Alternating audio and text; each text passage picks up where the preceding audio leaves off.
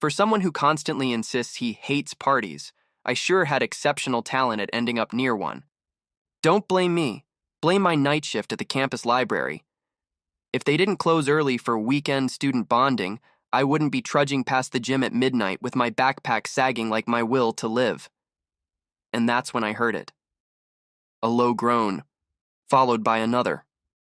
Followed by the loud, dramatic thud of someone hitting the ground like a sack of potatoes. "Great," I muttered. "Either a drunk raccoon or a drunk alpha. Both dangerous, both rabies-prone." Against all my survival instincts, I walked toward the sound, and there he was. Kevin Arden, campus golden boy, rich family, perfect jaw, stupidly broad shoulders. Basically the kind of alpha every Omega threw themselves at, except he wasn't throwing anything right now. He was sprawled on the concrete behind the gym, breathing hard, pupils blown, cheeks flushed crimson. Drugged. "Oh, fantastic," I sighed. "I've rescued a golden retriever with muscles." Kevin's glazed eyes lifted. He blinked slowly, like a toddler learning shapes. Then, he grabbed my wrist. Not lightly, not gently.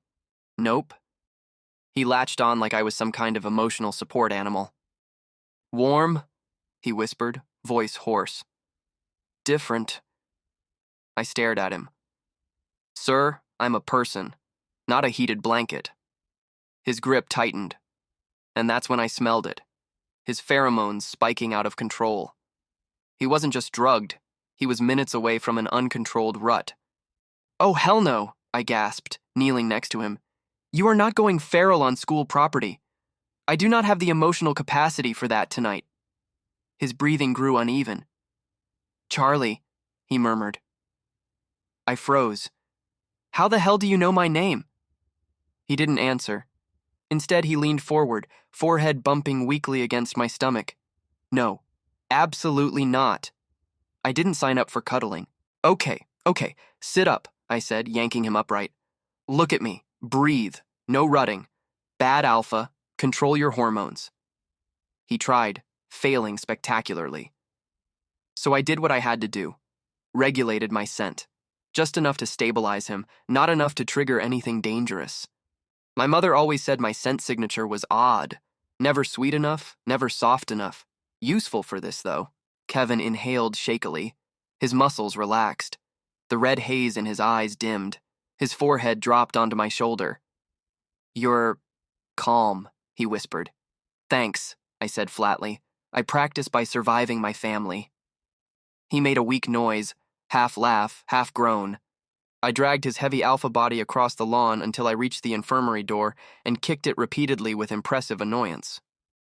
The night nurse nearly fainted when she saw who I'd brought. I dumped him on the bed with all the gentleness of someone dropping off a package return. "You're welcome," I muttered. His hand reached toward me again, blindly searching. "Stay," he whispered, and for 1 second, just one, I felt something tug inside me. But then I remembered who he was, and who I was. "Baby, I can't even stay in conversations," I said, pulling away. "Good luck." I left before he could say anything else. The next morning, I made the deeply regrettable decision to check on him. Not because I cared. No. Because I suspected the nurse would faint again. Kevin was sitting up, shirt rumpled, hair messy, eyes clearer, but still devastatingly attractive in a way I refused to acknowledge. As soon as he saw me, he said the stupidest sentence ever spoken in human history. "I'll take responsibility." I blinked. "For what? Existing?" "For last night," he said seriously. "You're an Omega. I should support you." Ah, there it was. The alpha hero complex. "Sir," I said, holding up a hand, "I don't even take responsibility for my own breakfast. Please leave me out of whatever guilt fantasy you're having." He stared at me like I'd slapped him with a baguette. "You're rejecting my help," he said slowly. "Yes, congratulations. You've identified the situation." His eyebrows furrowed. "No Omega has ever refused me." "Well, today's your lucky day. Mark it in your calendar. Historic humiliation, Charlie delivered."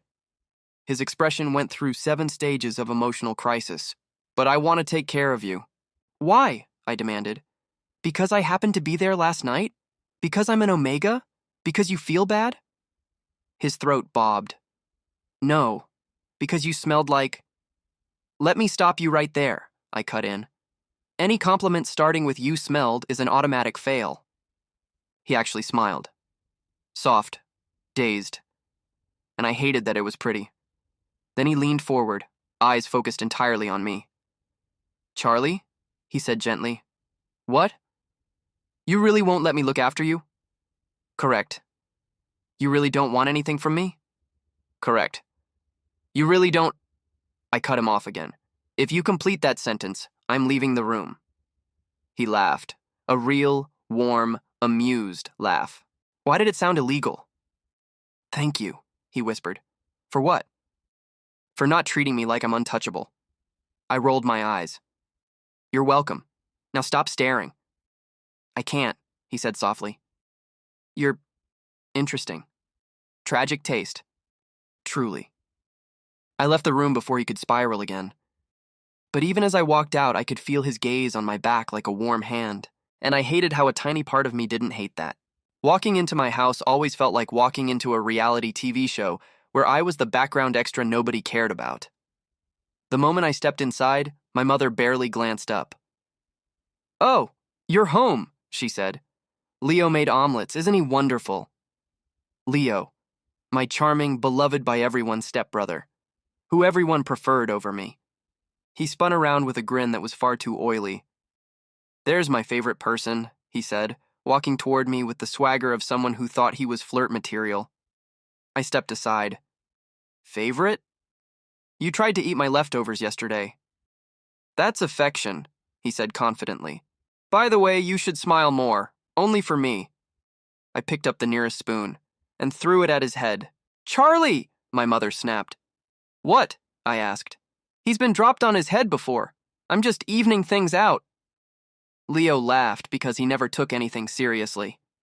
You're so cute when you're angry, he said, leaning closer. I backed away so fast I hit the kitchen counter. Back up. I don't need your pheromones anywhere near me. I'd rather befriend a cactus. Mother sighed dramatically. Why can't you be more like Leo? He never causes trouble. Because I have brain cells, I said sweetly. He only has vibes. Leo pouted. I have feelings, you know. Get a refund. I grabbed my bag and stormed out before someone started another family bonding interrogation. And there was Kevin. He sat on the edge of his bed, running a hand through his hair. He should have been doing homework. Or replying to the 50 texts from Omegas asking if he was okay. Instead, he was thinking about me, about my scent, my voice, my sarcasm that hit like a slap but felt like a hug. He closed his eyes and exhaled. Charlie. Like he was saying a secret he had no right to say. And me?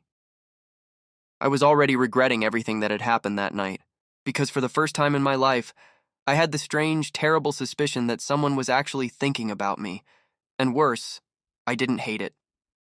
If there's one thing I learned the next morning, it's this. Rejecting the campus alpha prince once apparently equals social suicide. By the time I reached campus, I could practically feel the gossip physically slapping me in the face. Which, honestly, rude. I didn't even get coffee yet. Some beta girls pointed at me. A group of alpha athletes whispered. And a pair of Omega fanboys looked at me like I'd kicked their puppy. All because Kevin, the golden statue sculpted from money, genetics, and probably protein shakes, got rejected.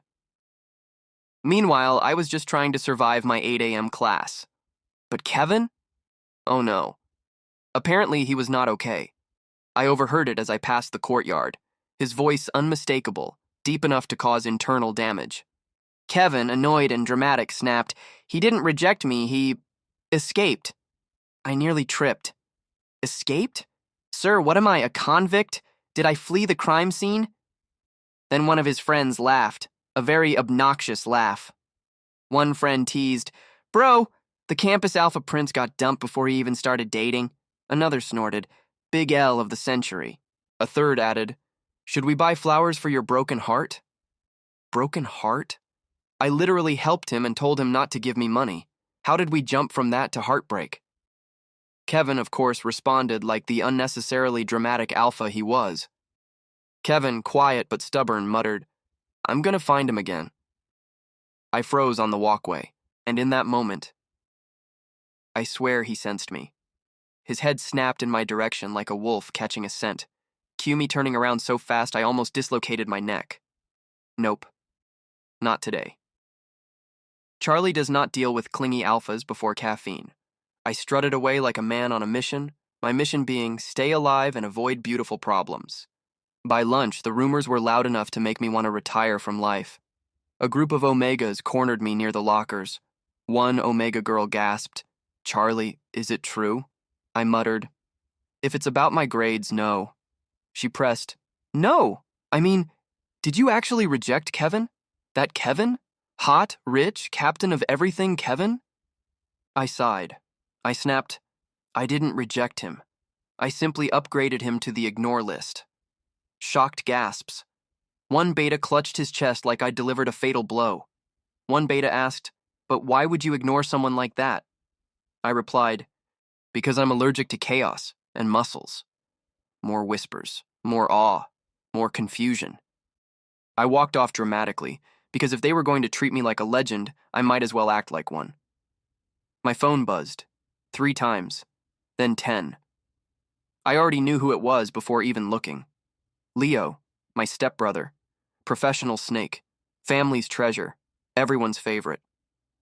His messages were, as usual, disturbing. Leo texted, "Miss seeing you smile, baby brother. Want to come to my room tonight? We can talk. I bet you rejected Kevin because you'd rather have me." I gagged so hard I nearly threw my phone. Why was I forced to share a house with a walking red flag? I replied, I typed no, and also no, an extra no just in case. Then blocked him for 10 minutes out of self-care. Avoiding Kevin was tiring. Avoiding Leo was spiritual warfare. All I wanted was to clock in at my cafe job, serve overpriced coffee, and pretend my life wasn't a dramatic novel. My shift started at 4 p.m. By 4:03 p.m., my manager begged me to smile. By 4:05 p.m., I threatened to quit. At 4:10 p.m., I saw a tall, suspiciously familiar man in a hoodie sitting at the far corner table like a spy. I froze mid-pour. No way. No freaking way. Kevin, the Alpha Prince, Mr. Money, the man whose shampoo probably cost more than my rent, was sitting in my cafe, pretending to be anonymous in a hoodie and glasses. Bad disguise. Horrible. 10-10 obvious. He had one elbow on the table, staring at the menu like it contained ancient wisdom. Then, very quietly, he whispered to himself. He, soft and mesmerized, murmured, "He's sunlight. Why does he shine when he shouldn't? Sir, please." It's illegal to whisper things like that in public. My heart is weak. My life insurance is non-existent. I walked to his table with the deadliest customer service smile known to man. I warned, "We don't allow stalking on the premises, or hoodies indoors." Kevin lifted his head, his eyes lighting up like he'd found a missing puzzle piece. He, soft and reverent, breathed, "Charlie," I replied, "Yes, the Omega who escaped." A tiny smile tugged on his lips. He added, "You overheard." I scoffed. It's hard not to overhear when the campus royalty throws a tantrum about me in public. He leaned forward slightly, voice dropping lower, warmer. He explained, "I wasn't throwing a tantrum. I was concerned." I quipped, "For who? Yourself? Your ego? The economy?" His smile widened. He actually laughed, quiet, but real. And I hated that it sounded nice. "I came to see you." I raised a brow. I muttered, "Congrats. You succeeded. Now leave." He didn't leave. Of course not. Instead, he studied me with those ridiculous eyes like I was the only thing in the room worth looking at. He asked softly, "You really don't want anything from me?" "I want a raise. And a nap. Neither of which you can provide." His jaw tightened slightly. Every Omega wants something. Support, money, protection, status. But you... I interrupted. "I want you to order a coffee or get out before my boss fires me." He blinked. Then, like a love-struck idiot, he murmured, You're extraordinary. I nearly threw the menu at him, but before I could, the cafe door opened. Leo walked in, my stepbrother, in my workplace, smiling like a wolf discovering a wounded rabbit. He spotted me immediately and sauntered over, leaning close, too close. Leo teased, "There you are, Charlie, running away from me again?" I opened my mouth to tell him to choke on a napkin, but Kevin stood up. Not walked, not rose, stood like an alpha in full territorial mode. Soft eyes gone. Gentle voice gone. Hood falling back as he stepped between us. Kevin growled, cold and lethal, "Don't touch him." Leo scoffed. "Big mistake." Leo shot back, "And who are you? His new owner?" "Owner? Please, someone incarcerate him." Kevin didn't even flinch. His voice, dangerously calm, cut through. "No, but if he wanted one, it wouldn't be you." I spat out a laugh I didn't mean to. Leo glared at me. Kevin stepped closer to him, aura sharp as knives. He commanded, "Leave! Now!" Leo hesitated, but Kevin's alpha pressure was nothing to joke about. He left with a glare and a slam of the door. Silence filled the cafe. I stared. Kevin stared. A beta student in the corner stared and quietly texted someone, probably, "The alpha prince is fighting for a cafe boy, help." Finally, Kevin turned to me. His voice softened again, melting into something warm. He said gently, "You shouldn't deal with him alone." I rolled my eyes. I muttered, "I don't need pity." He stepped closer, close enough that his scent, clean, warm, stupidly addictive, brushed against me. He whispered gently, "It's not pity. I just don't like seeing you hurt." And my traitor heart did a small, unnecessary flip. I shoved the notepad at him. I grumbled, "Order your coffee, Kevin." He smiled slowly. He promised, "As long as you're the one making it." I gave up, completely. Because this alpha, this stubborn, persistent, ridiculously romantic alpha, he was trouble. And for the first time, I wasn't sure I minded. The universe needs to take a break from messing with me. I had just finished my cafe shift, exhausted, sticky with caramel syrup, smelling like a scented candle called overworked employee.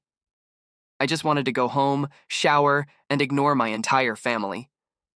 Then I stepped into the alley behind the cafe and immediately regretted existing.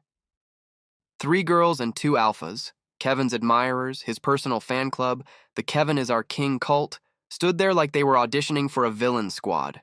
Great. Just what I needed. More side quests.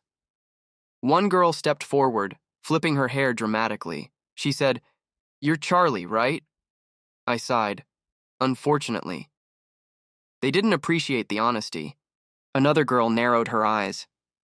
"You rejected Kevin."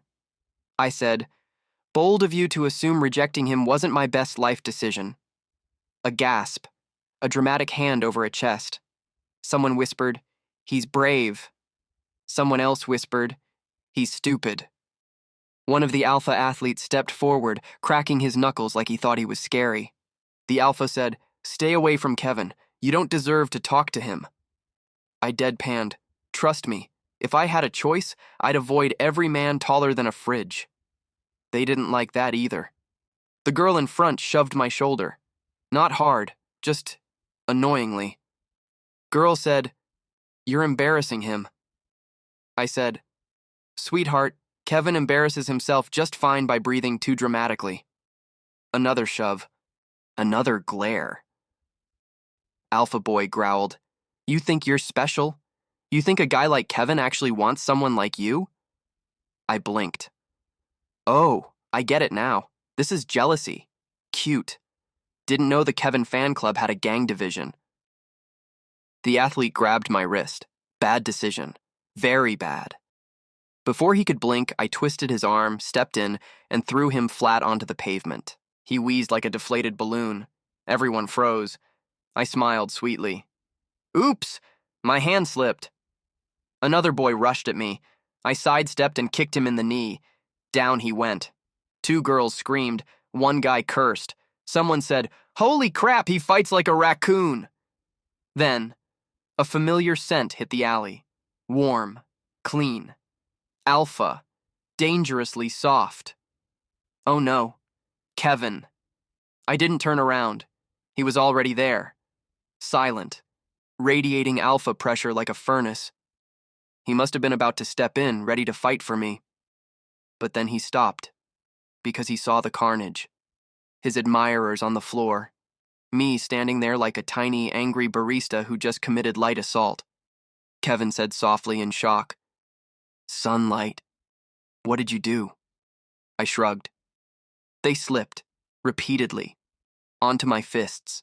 He blinked, several times, like he was recalculating everything he believed about omegas.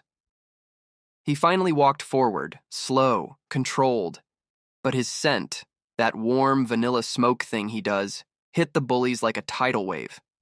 Two of them stumbled back immediately. Kevin wasn't even yelling, not even glaring, just existing, and apparently that was enough to terrify people. He looked down at the alpha guy on the floor, then at me, then back at the guy. He said, very politely but very murderously, "Don't ever touch him again." The alpha stammered, We weren't going to..." He cut him off, voice soft but lethal. "You put your hands on him. That's already too much." The guy nodded rapidly, probably questioning every life choice that brought him here. The girls scrambled to help him up, dragging him away. One of them hissed at me, "Freak!" I waved. "Bye. Get well soon." When they finally disappeared, he turned fully to me. He stared, really stared. "Charlie, you fought them." I raised an eyebrow. "Yes? Did you want to see a magic trick instead?" He stepped closer, voice dropping lower, warmer. He murmured, "I came to protect you, but you protected yourself before I even arrived." I snorted. "Sorry to disappoint your hero complex." He shook his head slowly, gaze fixed on me like he couldn't look away. He whispered, "You didn't disappoint me. You impressed me." My stomach flipped. I hated it. He stepped even closer, lowering his head so we were eye level. "You were shaking earlier when Leo grabbed you, but here..." His eyes softened. "You weren't scared at all." I muttered, "That's because your fanboys are idiots. Leo is a different breed of pest." He went still. "Does he flirt with you often?" I instantly regretted talking. "Forget I said anything," I deflected, waving my hands dramatically, but he didn't forget. His expression darkened like a storm rolling in.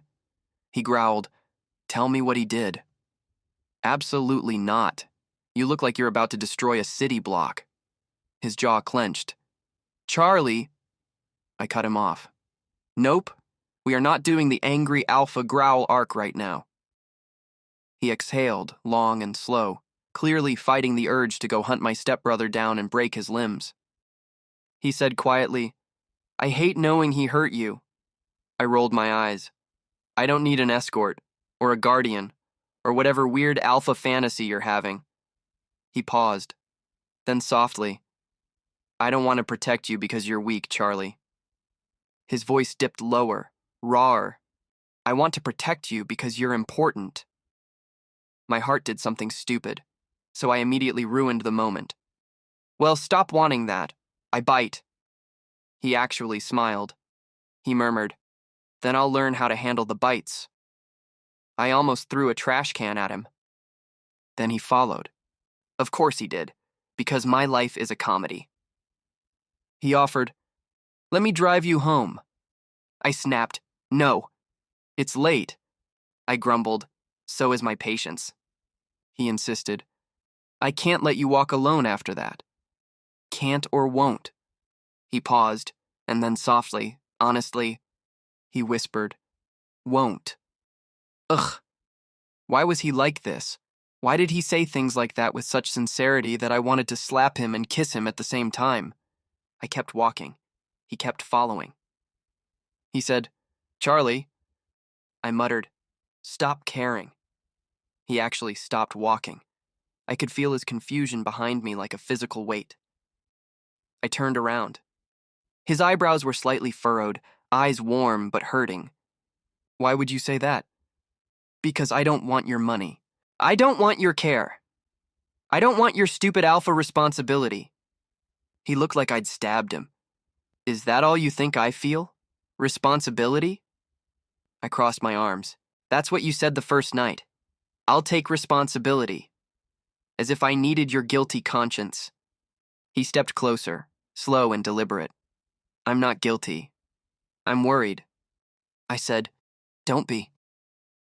He stared at me for a long moment, eyes tracing every line of my face like he was memorizing me. Why won't you let anyone care for you? My breath caught, but I kept my tone flat. Because no one ever meant it, the world went quiet. Even the streetlights seemed to dim. His expression softened into something devastating, something gentle, open, and quietly aching. I do. My heart tripped over itself, but I forced my face neutral. I don't want pity. He shook his head. It's not pity. It's you.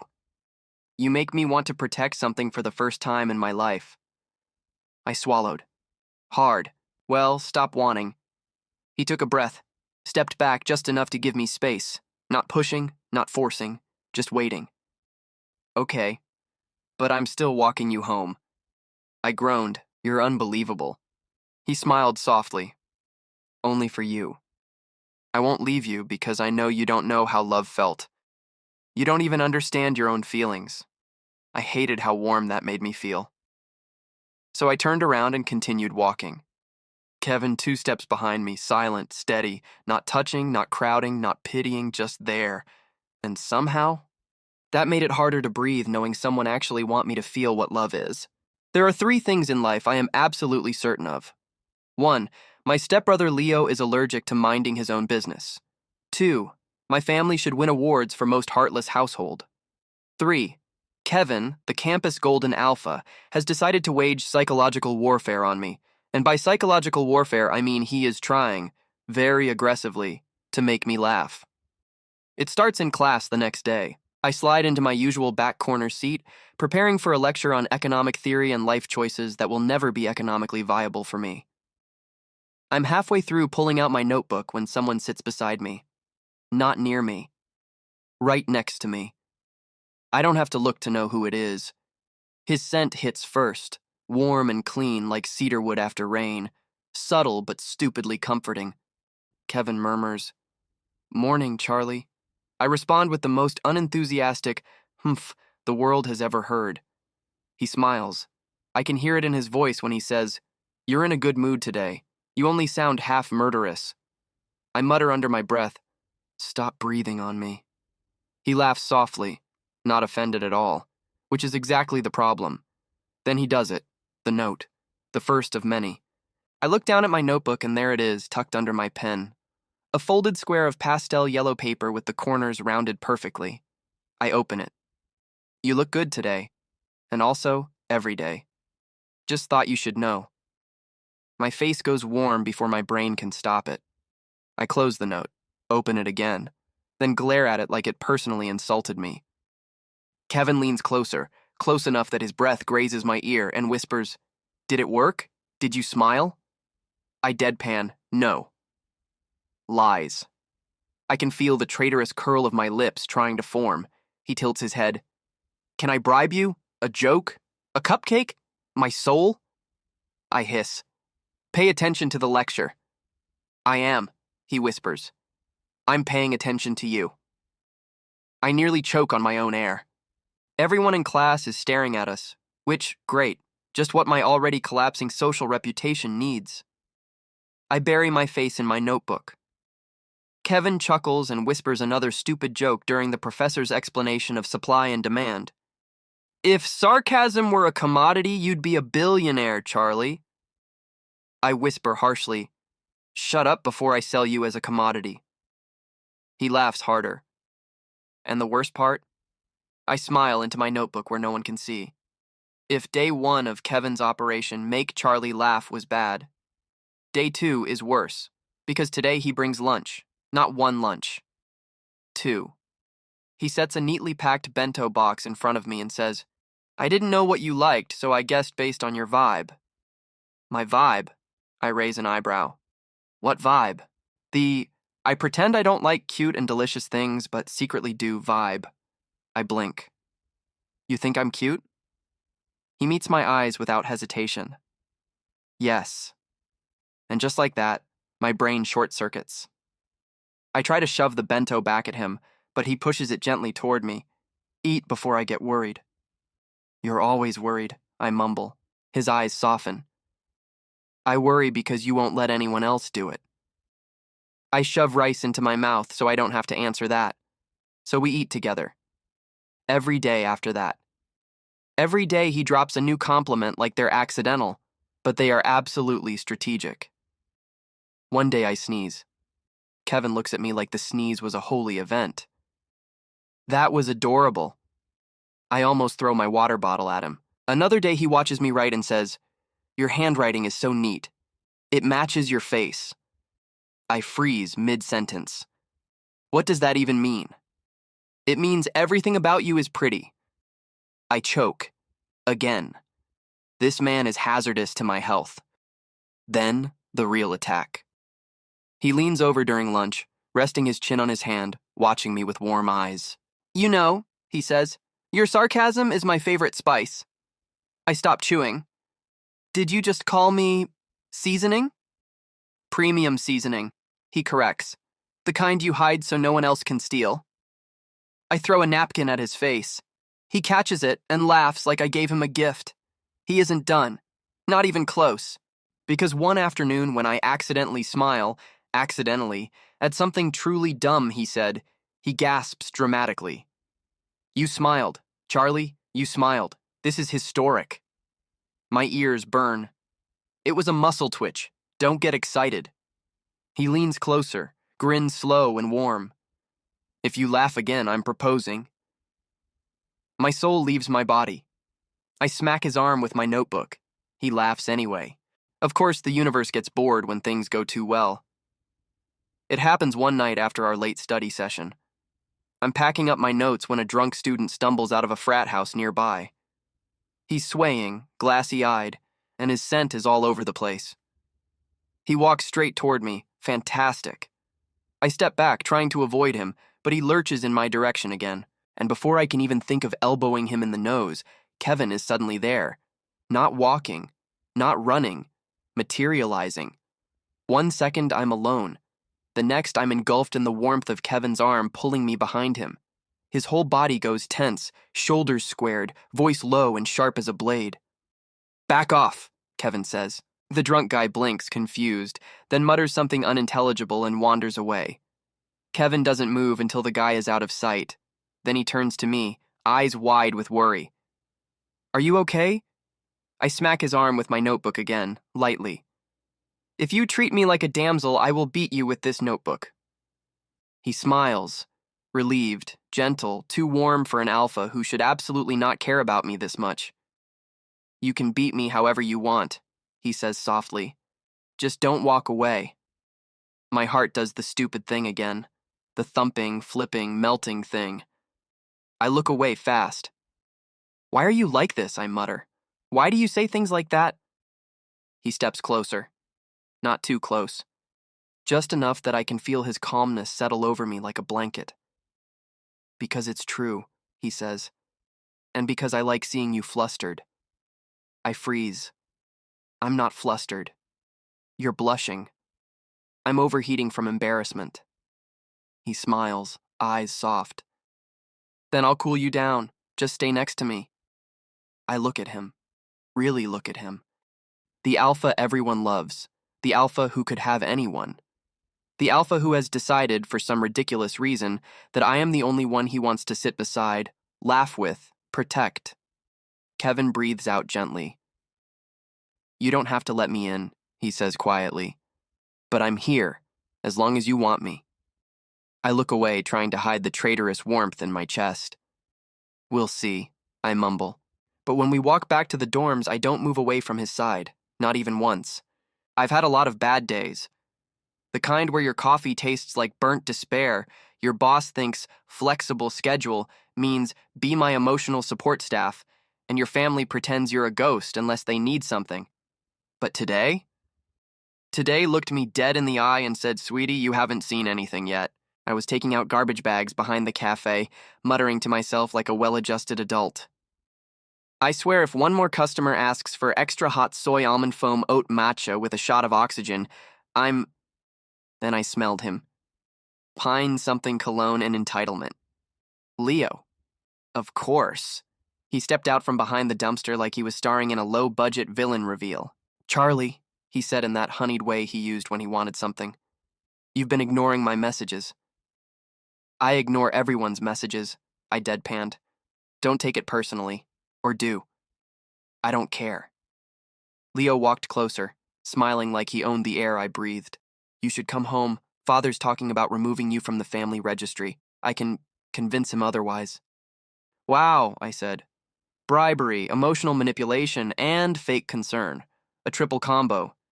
You practicing for the Toxic Boyfriend Olympics?" He wasn't amused. He leaned forward, hand grabbing my arm. "Charlie, you should at least act like you appreciate me. I'm the only one who..." And then it happened. He pushed his scent at me. Deliberately. Aggressively. A forced dominance cloud. It hit me like a punch to the lungs. My knees dipped. My pulse jumped. Heat, real heat, shot under my skin like wildfire. "Ugh, Leo, stop," I gasped. He smirked. "Didn't know you were this sensitive." I shoved him so hard he stumbled back, but he laughed, and that made it worse. Heat clawed up my spine, suffocating, dizzying. Not like this. Not here. Not because of him. I staggered away, heart thundering, vision blurring at the edges. Leo called after me. "Come back, Charlie." "Yeah, sure. Let me just combust first." By the time I reached the dorm building, my steps were uneven and everything smelled too sharp, like every scent dialed up to 100. I slammed myself into the nearest empty room, some unused club space, locked the door, and slid down against it. Heat surged again. Painful, prickling, overwhelming. This wasn't supposed to happen for weeks. I'd been stable, careful, perfectly fine. Well, emotionally traumatized and underslept, but physically fine. My hands shook as I pressed them to my chest, trying to breathe. Okay, Charlie, think. Call the admin office, call the clinic. Call literally anyone except the one person your instincts keep screaming for. My vision blurred again. My whole body shivered. And then my phone slipped from my fingers. Before I could stop myself, muscle memory dialed him. Kevin. Of course it was him. The ringing barely hit twice. His voice came through immediately, tense, breathless. "Charlie? What's wrong? Where are you?" I swallowed, the words coming out broken and humiliating. "Pete, please. Come." Dead silence, then a sound like someone running. "I'm coming," he said, voice low and steady. "Don't move. Don't you dare stay alone. I'm coming to you." The phone slipped from my hand as another wave of heat ripped through me, and I curled forward, shaking. Minutes felt like hours. My body burned, my mind blurred. Every instinct in me screamed for an alpha scent, his scent, because somehow my biology had chosen violence and romance simultaneously. I don't know when the door handle rattled, or when Kevin growled something on the other side. But the next second, the lock clicked, the door swung open, and Kevin was there. He filled the doorway like a storm, shoulders tense, eyes sharp, breathing hard like he sprinted the entire campus. "Charlie." His voice dropped, soft and dangerous at once. I tried for sarcasm. I swear I did, but all that left my mouth was a shaky, "Took you. Long enough." He knelt immediately, pulling me gently against him, arms sliding under me like I weighed nothing. "You're burning," he murmured. "Who did this to you?" His scent washed over me, warm cedar and something sweet, and my body loosened involuntarily, traitorously. I buried my face in his chest because breathing his scent felt like oxygen returning. He held me tighter. "I've got you, I'm here, breathe, sweetheart." Sweetheart, oh, fantastic. I was dying and being sweet-talked. "Don't call me sweetheart," I muttered into his shirt. He huffed a laugh. a laugh, while I was having my biological meltdown. You could be on fire, and you'd still glare at me, he whispered. God, you're incredible. I wanted to kick him, but unfortunately I was too busy melting. He lifted me effortlessly, one arm under my knees, the other cradling my back. I yelped because dignity is important even when overheating. Put me down. No, he said simply. No? That's it? Just no? His jaw tightened like he was barely holding himself back from something primal. I'm not letting you suffer alone. Not ever again. He carried me through the hall, ignoring the stairs, ignoring everything, his scent wrapped like a shield around me. My head fell against his neck despite my best efforts not to. It was warm there. Safe. And Kevin's voice, soft and pained, broke the quiet. I should have protected you sooner. Another heat spike hit, and I accidentally curled closer. He sucked in a breath sharply. Charlie, he murmured, tell me who hurt you. Not now, I muttered. I can't think, and you'll go all alpha explosion. I'll explode later then, he whispered. Right now, I'm here for you, only you. Something clenched in my chest. We reached the health dorm suite, and he nudged the door open with his foot, carrying me to the bed like I was made of glass. He lay me down gently, but the second he tried to step back, I grabbed his sleeve. Pure instinct. His breath hitched. I'm not going anywhere, he promised immediately, sitting beside me so I wouldn't panic. His hand brushed my cheek, thumb stroking lightly. You called me, he whispered. Out of everyone. You called me. Don't. Read into it, I muttered. My brain is soup. He smiled, soft and devastating. I'll take Soup Charlie over anyone else in the world. I glared at him. He looked like he adored me anyway.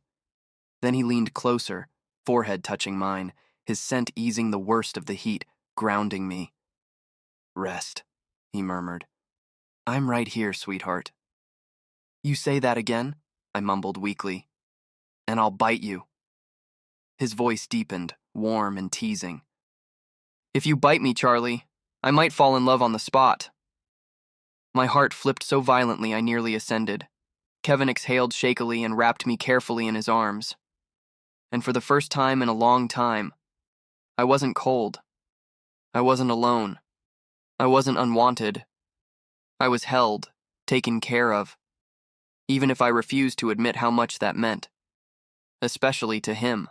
The moment he attempted to move his arms away from me, I clung harder. A messy, needy whimper left me before I could stop it. He froze and swallowed hard.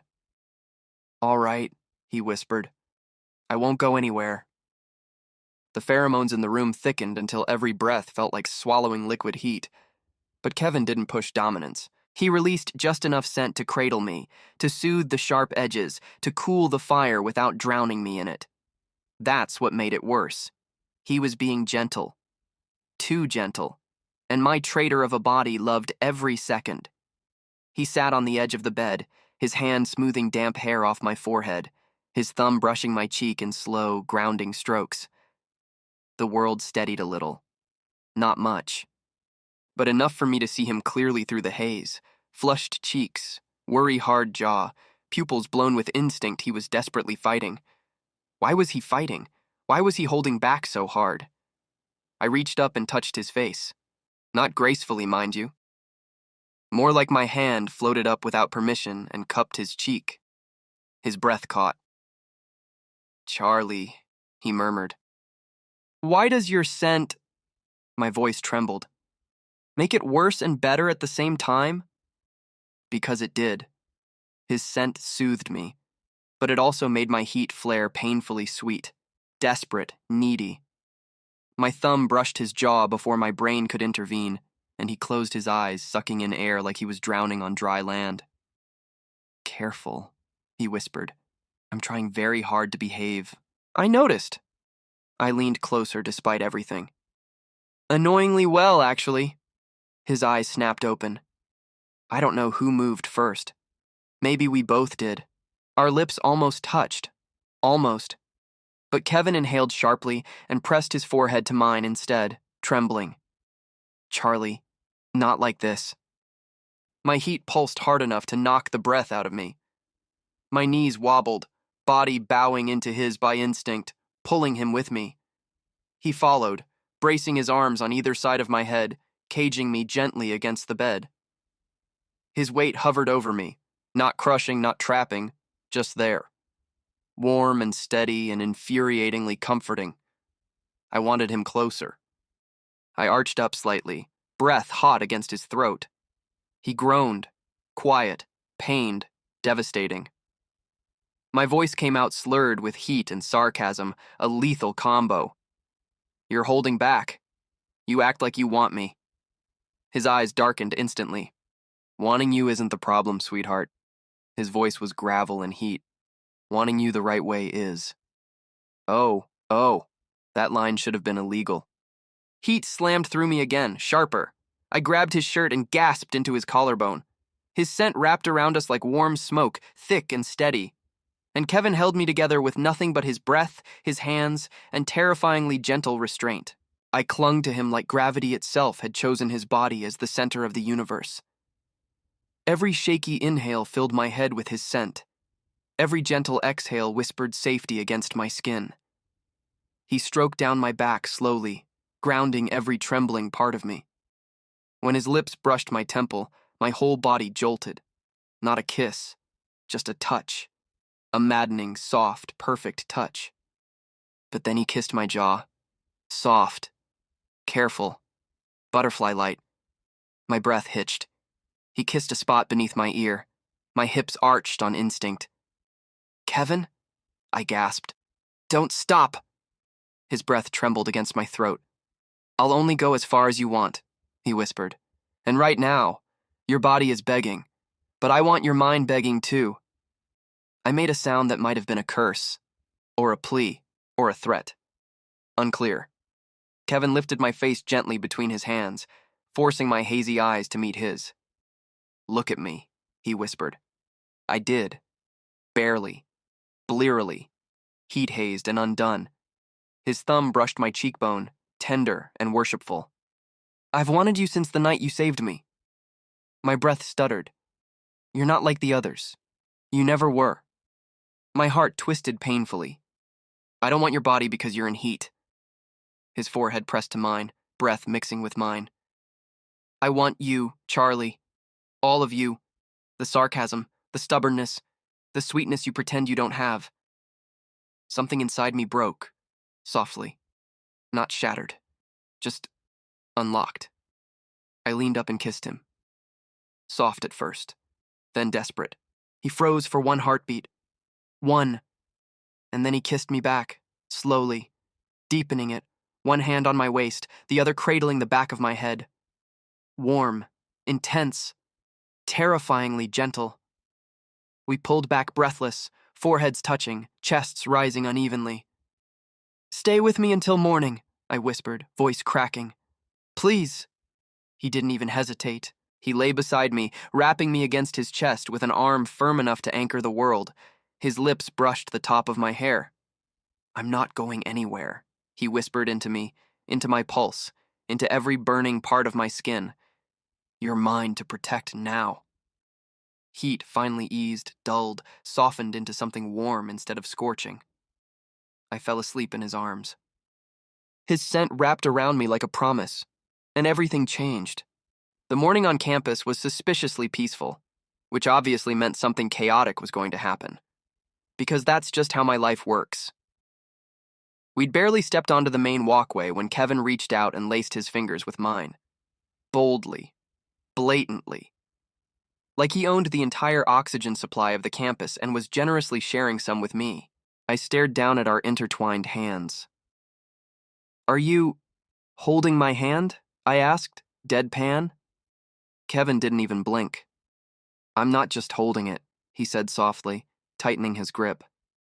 I'm keeping it. Ugh. The worst part? My chest actually fluttered. Meanwhile, the entire student population gasped like we had committed a federal crime. People slowed their steps, stared, whispered, and one girl actually dropped her iced coffee. I muttered under my breath, "Great, wonderful, perfect. My life is officially a circus. Do we hand out tickets or do people just help themselves?" Kevin leaned closer, voice a warm rumble near my ear. "Let them watch," he said. "You're with me." And then, loudly, clearly, proudly, he said to literally everyone, "He's with me." I felt my soul exit my body. A guy from my class looked at us with big eyes and whispered, "Holy shti," he said it like a declaration. I shot him a glare. "Do you want popcorn too, or—" More whispering, more stares. Someone squealed. I groaned. "Kevin, congratulations. You've successfully turned me into trending gossip." He squeezed my hand again. "If claiming you publicly causes noise, then let it. I want everyone to know exactly where you belong." Okay, wow. That hit somewhere deep I wasn't prepared for. I wanted to shove him.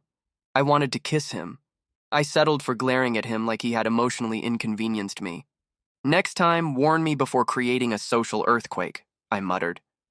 Kevin just smiled, the stupid soft one that disarms my sarcasm like it's made of wet tissue. "Noted," he said, "but I'd still do it again." Damn him. My house felt smaller than usual the moment we reached the gate. Probably because stress makes everything shrink. Lungs, sanity, optimism, all of it. I inhaled deeply. Okay, just a casual visit. Casual trauma, casual emotional damage. No big deal. Kevin rested a hand on my lower back. "I'm right here," he murmured. "Good," I said, "because you're probably going to witness a family emotional apocalypse." He didn't flinch. "I'll handle whatever comes." Bold confidence. Fine. Let him try. We stepped inside. My mother was in the living room, my father in his usual chair, and my stepbrother, the reason my blood pressure has trust issues, was leaning against the wall like he owned gravity. Their eyes flicked to Kevin, and then to our intertwined hands. My mother gasped. My father frowned. My stepbrother's eyes widened before pure anger snapped into place. "What is that supposed to mean?" he spat. "It means I have a hand and someone is holding it," I said. "Congratulations, you've unlocked basic observation skills." He took a step forward, jaw clenched. "Charlie, what are you doing? Why is he here? Why are you—" Kevin stepped past me.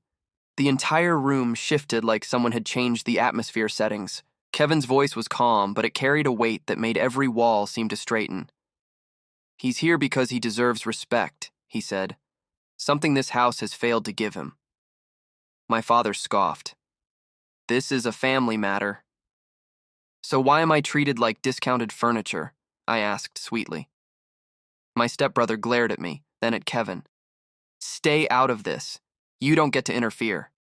Kevin's jaw tightened, eyes sharp but controlled. "He is not your tool," he said, voice low and firm. "Not your punching bag, not your entertainment." The room went dead silent. "He is mine to protect," Kevin continued, "and I'll do it with everything I have." I blinked. Did he really just... Oh God. My stepbrother opened his mouth to argue, but Kevin took one more step forward, subtly positioning himself between me and them. "You don't raise your voice at him anymore," Kevin said. "You don't guilt him. You don't belittle him. You don't touch him. Those days are over. And if you try to play any dirty tricks on him, especially you, Leo, then don't blame me for not warning you." My heartbeat became an Olympic-level sprinter. My stepbrother sputtered. "You can't just take him. He's part of this family." I laughed humorlessly. "You only remember that when you need someone to blame." My mother whispered, "Charlie, is this what you want?" I hesitated, not because I doubted, but because speaking the truth out loud suddenly felt like a cliff. I swallowed. "Yes." Kevin's hand found mine again instantly, a silent anchor. My father's voice snapped. "So you're leaving, running away, with an alpha?" Kevin answered before I could react. "He's not running," he said. "He's choosing." I felt something inside me unclench. Something old, something hurt, something tired. For once, someone wasn't apologizing for choosing me. Someone was proud of it. Up in my room, I grabbed a small bag. I didn't need much. I never owned enough to require boxes anyway. Kevin watched me quietly, leaning on the doorframe like he belonged there. "You okay?" he asked softly. "No," I said honestly, tossing a shirt into my bag. "But also, yes, and maybe. And also I want to scream. It's complicated." He chuckled. "I can hold you through all the complicated parts." I paused. Why did he say things like that? Why did he say them like he meant them? I zipped my bag. "Kevin, if you keep saying romantic things, I might accidentally fall harder. Please stop." He walked over and tilted my chin up gently. "I'm saying them because they're true," he murmured. Ugh, stupid alpha. Stupid feelings. We walked downstairs. My parents stood there with uncertain expressions. Guilt, confusion, maybe regret. My stepbrother scowled but didn't speak. Good. Progress. I didn't do a dramatic goodbye. No long speeches, no emotional monologue. I simply said, "I hope one day you understand why I'm choosing myself." And then I walked out. Kevin intertwined our fingers again the second we stepped outside. "You're not alone anymore," he said softly. I snorted. "I know. You're too loud to ignore." He laughed, a real laugh, the warm kind that makes the world feel less horrible, and leaned in, pressing the gentlest kiss to my lips. I melted. I absolutely, shamefully melted. His forehead rested against mine. "I'll make you feel safe," he whispered. "Loved, wanted, every day." My voice cracked a little as I muttered, "No pressure or anything." He smiled. "I can handle it." We walked away together, two silhouettes against the setting sun, my small bag bouncing against my leg, his warm hand locked around mine, and a strange new feeling forming in my chest. Hope. Annoying, inconvenient, warm hope. And, for once, I didn't push it away. I learnt how to feel love